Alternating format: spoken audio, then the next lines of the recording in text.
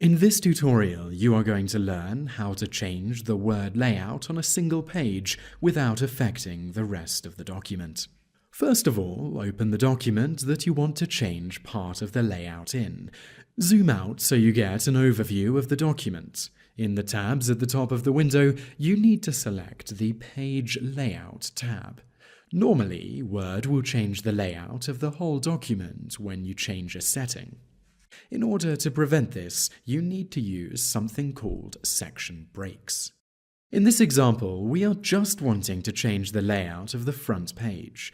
In order to separate the layout of this page from the rest of the document, click at the end of the last sentence of the page, then click on Breaks, then click on the Continuous option in the menu that appears.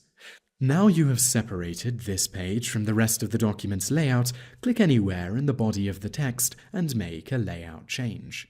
In this example of changing the word layout on a single page, we are going to adjust the orientation to landscape. As you can see, only the first page of the document changes.